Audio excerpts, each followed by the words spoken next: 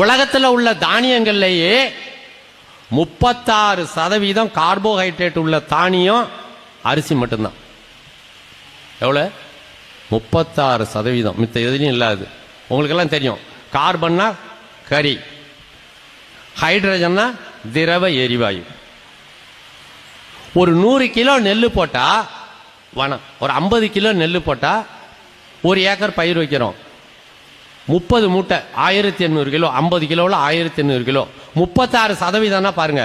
100 கிலோவில் 36% 36 kilo. கார்பனும் ஹைட்ரஜனும் உப்பாவோ திடப்பொருளாவோ மாறினாதான் carbohydrate. அப்ப 36% carbohydrate எங்க இருந்து எடுத்தது? இது என்னங்க ஆராய்ச்சி? வளிமண்டலத்திலிருந்து, பூமியிலிருந்து கார்பனையும் ஹைட்ரஜனையும் திடப்பொருளாக மாற்றி பூமியிலே நிலைநிறுத்துகின்ற வேலையை நெல் செய்து. இதை விட சுற்றுச்சூழலை பாதுகாக்க வேற ஒண்ணுமே பண்ண முடியாது. நீங்க எத்தனை லட்சம் ஏக்கர் மரம் வச்சாலும் காடு வச்சாலும் அது செய்ய முடியாத வேலையை தமிழ்நாட்டு நெல் வயல்கள் கார்பனையும் ஹைட்ரஜனையும் திடப்பொருளாக மாற்றி பூமியில நிறுத்தி வளிமண்டலத்தை தூய்மை செய்கிறது. என்ன அறிவியல்? அறிவியல்னா எங்க படிக்கிறது? எப்படி படிக்கிறது அறிவியல்? 1 லட்சம் டன் இன்னைக்கு நம்ம அரிசியை உற்பத்தி பண்ணிட்டோம். 90 நாள்ல குருவை பயிரிட்டுன்னு சொன்னா 36,000 டன் ஹைட்ரஜன் கார்பனையும் திடப்பொருளை மாத்தி பூமியில வச்சுட்டோம்னு அர்த்தம். ஏங்க, தண்ணீருங்கிறது வாயுங்க, 2 வாயுக்களோட சேர்க்கை. 2 பங்கு ஹைட்ரஜன் மூலக்கூறும் 1 பங்கு ஆக்சிஜன் ஒன்று சேர்ந்தா ஹைட்ரஜன் தண்ணீர். நான் 10 லிட்டர் தண்ணியை சேர்த்துட்டேன்னு என்ன அர்த்தம்? அல்ல 20 லிட்டர் தண்ணியை சேர்த்துட்டேன்னு என்ன அர்த்தம்? 2 பங்கு ஹைட்ரஜனும் 1 பங்கு ஆக்சிஜனும் திரவ பொருளா மாத்தி நான் பூமியில வச்சுட்டேன்னு அர்த்தம். இதுக்கு மேல எங்க போய் சயின்ஸ் படிக்கணும்? இதை பிரிச்சீங்கன்னா ஹைட்ரஜனாவும் ஆக்சிஜனாவும் வாயுவா பிரிஞ்சிடும். இவ்வளோ பெரிய அளவுல, மிகப்பெரிய அளவுல வளிமண்டல கழிவுகளை காடுகளை விட வெகு சீக்கிரமாக, வெகு வேகமாக உள்வாங்கக்கூடிய ஆற்றல் நெல்லுக்கு மட்டும்தான் இருக்கு. அதோட மட்டும் இல்ல,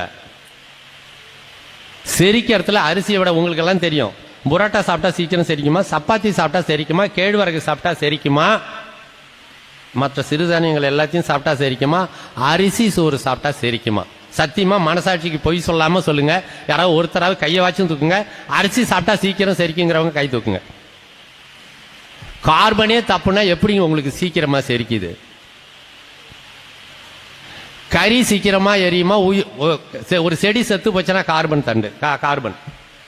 உயிருள்ள செடியில தண்ணி இருக்கும். 2ல எது சீக்கிரமா பத்திக்கும்? கறி சீக்கிரமா பத்திக்கும். வயிற்றுல வெளியாகிறது எரிவாயு. சுலபமா பத்திக்கக்கூடிய இடத்துல அரிசி சோறு இருக்கு. சாப்பிட்ட உடனே நிறைவும் கிடைக்கும், செரிக்கவும் செய்யும். இன்னும் ஒரு 2 நிமிஷம் பேசலாமா? அப்ப இந்த நெல் கண்டுபிடிச்சது மழையை உற்பத்தி பண்றதுக்கு, வளிமண்டலத்தை தூய்மைப்படுத்துறதுக்கு. எல்லா உயிர்களும் வாழணும், மழை பெய்யணும். ஐப்பசி கார்த்திகையில் மட்டுமே போர்வெல் கண்டுபிடிக்கிறதுக்கு முன்னாடி எல்லாம் பெஞ்ச மழைய காலங்காலமாக பூமிக்கு வெளியில வச்சோம். பூமிக்கு வெளியில தண்ணி வைக்கிற இடத்துக்கு பேர் தான் வயலுங்க. பூமிக்கு உள்ள தண்ணி வைக்கிற இடத்துக்கு பேர் குளம். அங்க வச்சதால தான் புவியீர்ப்பு செய்யணும் உன்னோட உதவியோட பூமிக்கு உள்ள போச்சு. பானைக்கு உள்ள தண்ணியில அடுப்புல சோறாக்கும் போது பானைக்குள்ள இருக்கிற தண்ணியில கையை வச்சா என்ன செய்யும்? சுடும், ஏன்னா கொதிக்கும், ஏன்னா சூடாயிட்டு இருக்கும். அந்த தண்ணி என்ன செய்யும்? ஆவியாகி மேலே போயிடும். வெறும் அரிசியை வச்சு அரிச்சா காந்தி போகும். இதை பல தடவை பேசிட்டோம். தண்ணி மட்டும்தான் சூட்டை தாங்க முடியாம உடனே ஆவியாகி மேலே போகும். சூட்டை விட்டுட்டு திருப்பி குளிர்ந்த மழை நீரா பூமிக்கு வரும். நீராவி மேகக்கூட்டம் மழை. வெப்பத்தை கடத்துறதுக்காகவே பூமியில இருந்து வரப்பை உயர்த்தி தண்ணியை நிறுத்தணும்.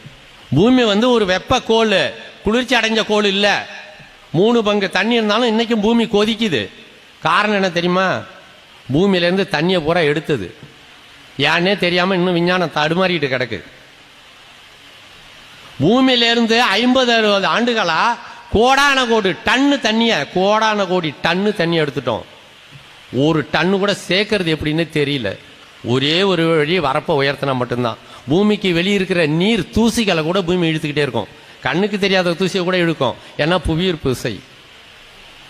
நீராவி எப்பெல்லாம் குளிர்ச்சியாகி மேகமா மாறுதோ அது மேலும் குளிர்ச்சி அடையுதோ அப்பெல்லாம் பூமி இழுத்துக்கும் கீழே. அந்த தண்ணி பூமி உள்ள போகணும்னா வரப்போ உயர்த்தினா மட்டும்தான் போவோம். பூமி உள்ள போற தண்ணியால தான் பூமி உள்ள இருக்கிற வெப்பத்தை கடத்த முடியும். சோறாக்கும் போது பானையில் அரிசி வைக்கிறோம், மேல சட்டியில ஒரு சட்டியில ஒரு பாத்திரத்தில் தண்ணியை வச்சு எரிச்சா இப்பவும் தண்ணி ஆவியாகும். அரிசி காந்துமா காந்தாதா? அரிசி உள்ள தண்ணி போய் வச்சு எரிச்சாதான் அரிசி காந்தி போகாம இருக்கும். இதாங்க அறிவு. பூமிக்கு வெளியில தண்ணியை வச்சிருந்தீங்கன்னா பூமி உள்ள இருக்கிற நெருப்பை கடத்த முடியாது. பூமி உள்ள தண்ணி இரண்டரை கலந்தாதான் வேறு பத்திரமா இருக்கும், செடி கொடி பத்திரமா இருக்கும், உயிர்கள் இருக்கும். பூமிக்கு கீழே ஒரு பெரிய உலகம் இருக்கு. புழு பூச்சிகள் இருந்து எல்லாம் இருக்கு. பாக்டீரியாக்கள், நன்மை செய்யும் உயிர்கள், தீமை செய்யும் உயிர்கள், எண்ணற்ற பூச்சிகள், மரங்களோட வேர்கள் எல்லாமே பூமிக்கு கீழே இருக்கு. அது பாதுகாப்பா இருக்கணுங்கிறதுக்காக பூமிக்கு உள்ள கொண்டு போற டெக்னாலஜிக்கு பேர் வரப்புங்க.